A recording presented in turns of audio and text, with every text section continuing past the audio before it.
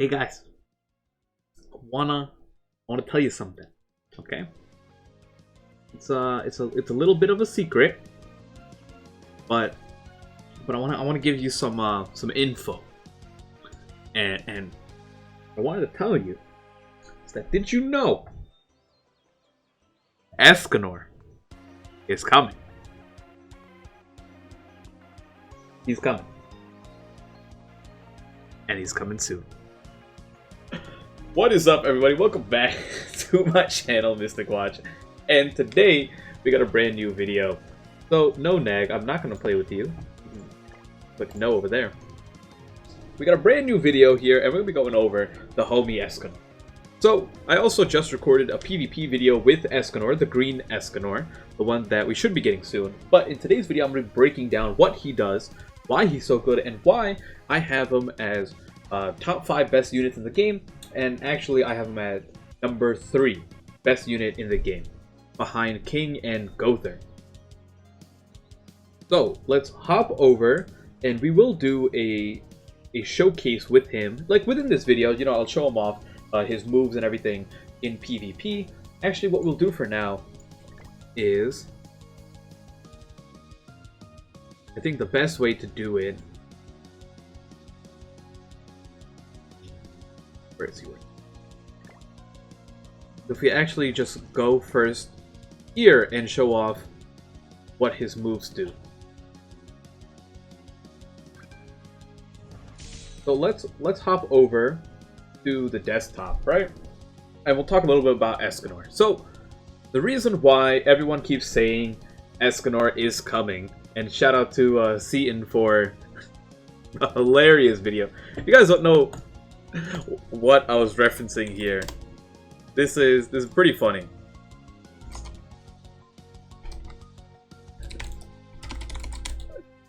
He made this a day or two ago, and this is absolutely hilarious, okay?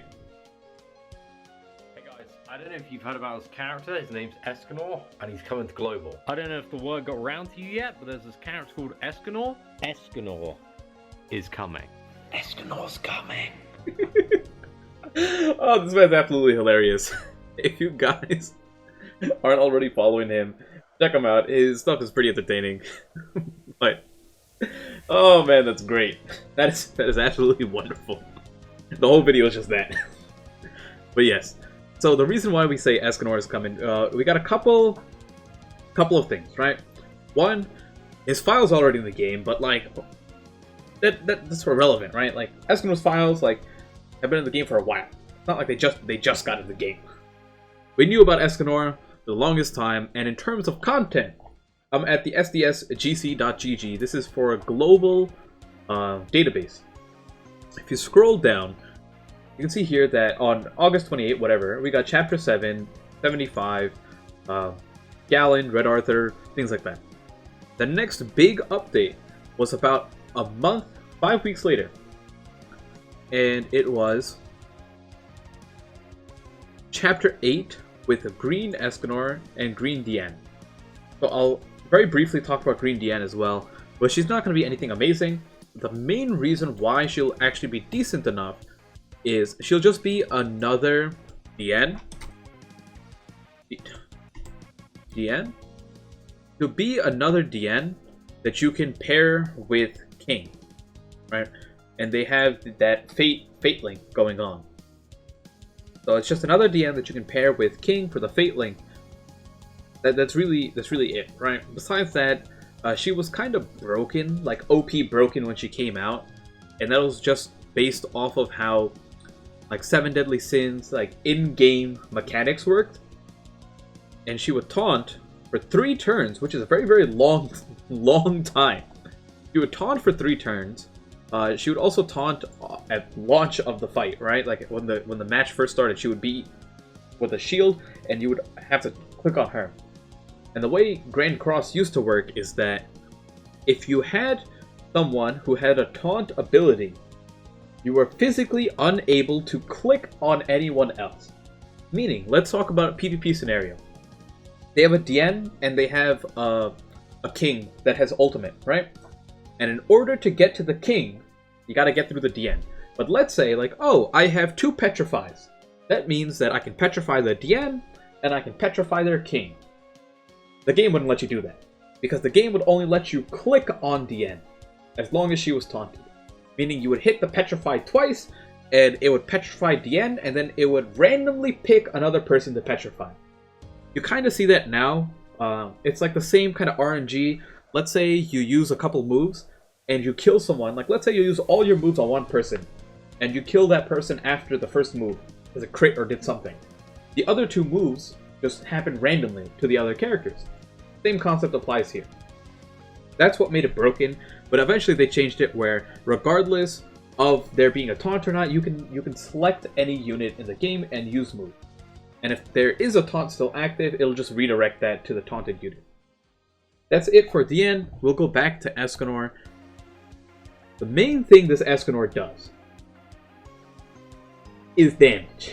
Okay? He does damage, and he does a lot of damage. And that's pretty much all there is to it. When we first found out about Escanor on JP, we were so disappointed. And I don't want to say we. The general consensus was disappointment, including myself. Because we were like, he doesn't do anything.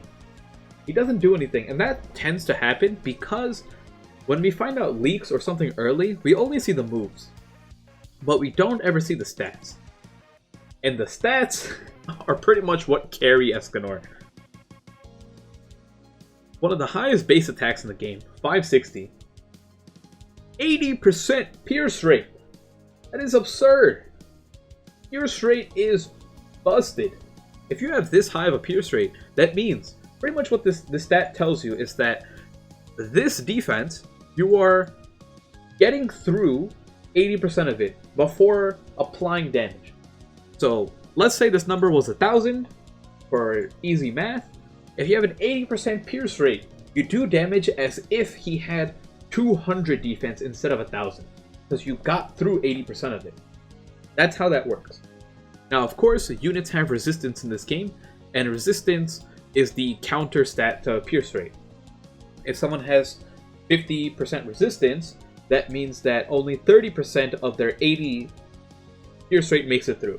That's how it works. But regardless, Escanor has one of the highest pierce rates in the entire game, if not the highest pierce rate. I don't believe there's someone who has higher. Regardless, it's nuts. This pairs very well with his moves that do nothing but damage. Elegant Blow, 240%. That is a massive, massive multiplier on a level 1. Keep in mind, other moves that do high damage. Let's just look at Green Meliodas, right? Green Meliodas.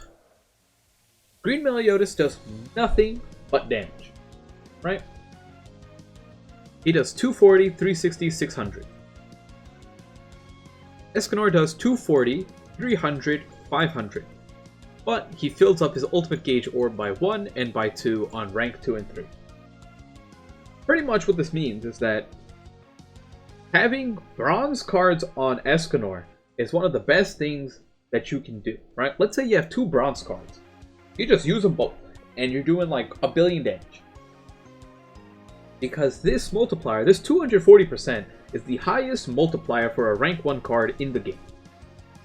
Because it does nothing but damage. And that's really, really it, okay? I don't believe there's anything higher than this. You can correct me if I'm wrong, but I believe this is the highest one. This also means that, let's say you get a level 3 card through Gotha rank ups. This card right here generates you 3 ultimate gauge orbs. 1 for using the card and 2 from here. This silver one generates 2, and this one generates 1, just from using the card. I don't want to say generates. This is just a standard card. His not ultimate, his other move, Cruel Sun, ignites. So it does ignite once, and then twice. It's not like Demon Meliodas that does 1, 2, 3, or is it, sorry, 1, 2, 4, I believe? I don't know. I think it's 1, 2, 3, right? It's 1 less ignite stack on levels 2 and 3, but the main thing is that he removes bots. And this is quite helpful against a lot of people. People have barriers, people have Arthur level 3 buffs, and other stuff. This helps out a lot. And he also counters Red Escanor when he comes out in the future, even though he's type disadvantaged. PvE, he's fine. In terms of like story content, things like that, pretty good. But you don't really use him for farming at all. He's just single target. The Ignite plus more damage. That's really all he does, right? Even these moves hit like a truck. 180% is a big multiplier. Remember that this doesn't give any more damage. So if you have two rank 1s, don't combine them. Just use them separately. And then his ultimate, Fate linked with Merlin, called Punishment and Gentleman's Dignity. 840% at rank 1. 960% at rank 1 with Merlin, and it goes up to 1260 and 1440%. Highest multiplier in the entire game for damage. It does nothing but damage, but that's all it does. This move, if you have him 6/6 here, this one-shots any unit from full health, regardless of their element, for the most part, unless they're like some stupid stack, like some weird gear set. But for example, ungeared, right? Normal PvP. You will one-shot any single unit in the entire game with this ultimate if you have him 6/6. Even if you don't, let's say you just have like 1 or 2 copies of him, you're somewhere down here, you'll still do a crazy amount of damage. Like, you might not one-shot a red unit, but you'll easily one-shot a blue unit with a level 1. Like, it just does so much damage, right? And that's the main thing. Passive, which I should have gone over first, but we're going over now. Person who stands on the pinnacle. Removes buffs and debuffs when the hero's ultimate gauge is completely filled. Grants debuff immunity. This is a weird passive, because you can't buff Escanor, but he can't be debuffed. So what ends up happening is, while this might seem like, oh, you know, it's like, oh, that just seems like an okay buff, I mean, okay passive. This is actually one of the best passives out there. Escanor does not need to be buffed to do anything. But this also means that he can never nuke with his ult with like a, you know, with like a Hellbrom plus Guild Thunder combo or something like that. Regardless, he can never be debuffed at 5 ultimate gauges. And this also matters. Let's open this up again. If you see here, when you move cards around, I can't show you here. I'll show you after. When you move cards around, it generates an ultimate gauge orb. What this means is, let's say you're at 4, right? And you were frozen or petrified from Hellbrom or King. You can just move a card over. You can just move a card over, and it'll unpetrify you. As simple as that. So it does work that way, which is really nice. Now, let's actually show what his moves do. We got the Cruel Sun right here.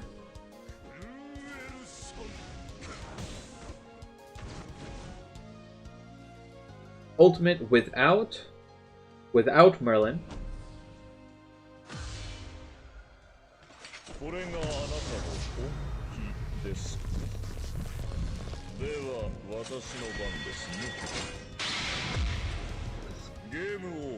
Game over! Game over! Yes, sir!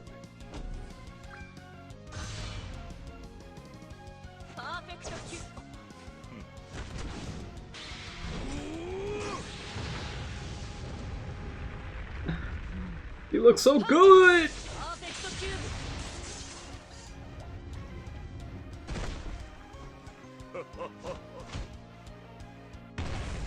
Oh my god. Okay.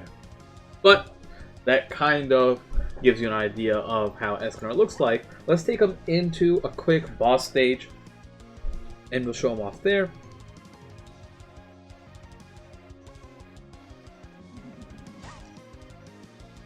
Boss stage, boss stage. Oh, we can do PvP since we're already here, actually. Yep, the team that I was using. So this team I was showing off because it is a team that people can use on global, right? This exact team Just the associated unit doesn't matter. Now, if you want the Fate partner, you need Merlin down here. But I have Merlin in the back just to show off a team that you can use, you know, with everyone that's already on global. The other option is, and I'm not saying this is the best team, I'm just saying that this is most likely going to be the most common team. Another option is throw Merlin with Escanor and put Gil Thunder in the back. We've seen that plenty of times as well. But Merlin in the back is nice. You know, you get an extra ult gauge. Always just a really nice anchor unit. Haha!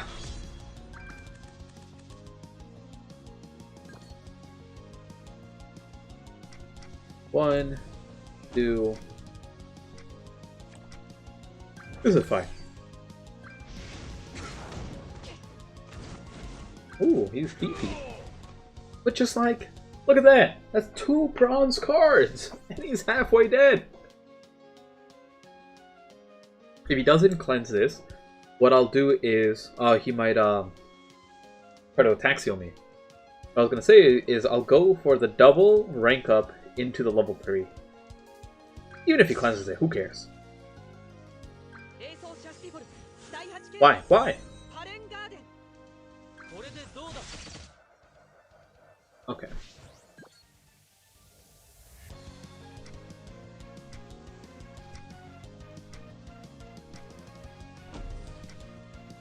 This is kind of weird.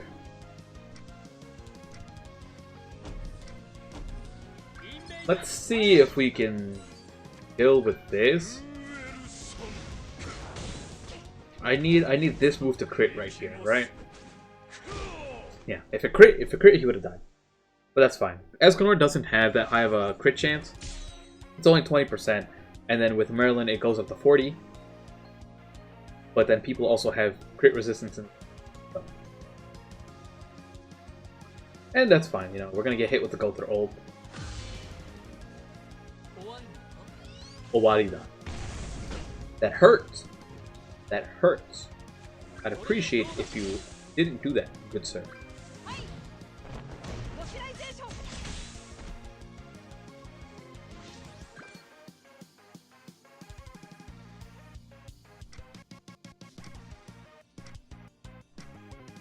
Let's do it this way.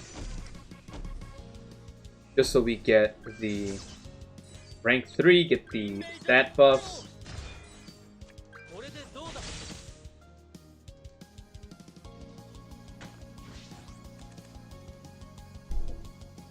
Okay. Let's see if we can get a heal going. Hopefully he doesn't have a... What's the move? Hopefully he doesn't have a cleanse. Oh, this is not looking good. He's gonna one-shot me. Oh, no one-shot. Okay. He has evade, which sucks for me.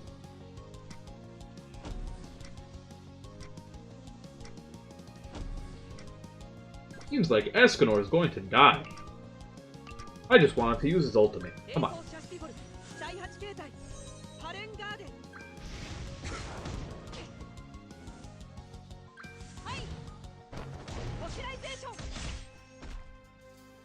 Feels bad. I can't actually hit the Derriere because she had evade for the turn. Oh, why you go for the king? Hello? I will gladly aim for someone else. Okay, watch this. Escanor Sama? We'll do this move first, while we have the attack buff. But I don't know if the attack buff goes away right away. Oh my god! Oh! That is disgusting! That should not be allowed. That should not be allowed! Yeah. We get it, we get it.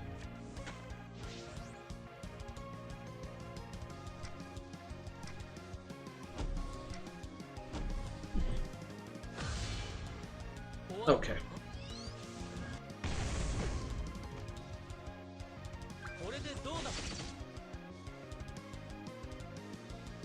Come on. It's at a golden Frank up. Oh man. My worst nightmare.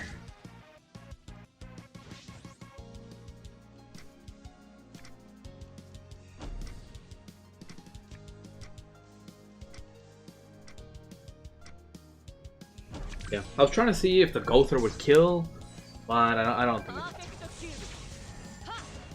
will. Okay, this will tank a little bit, some of the damage.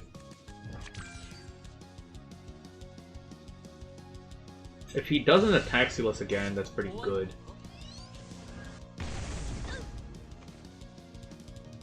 If he does... yeah, that's an issue.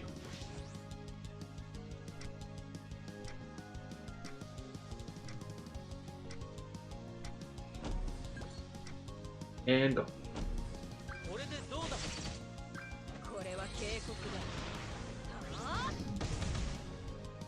No damage!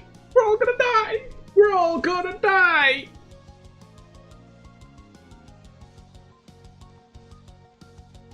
But why? But why?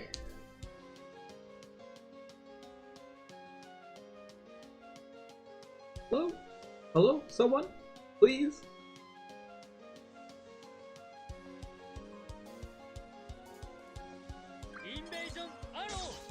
Oh no! Smack me! There's one.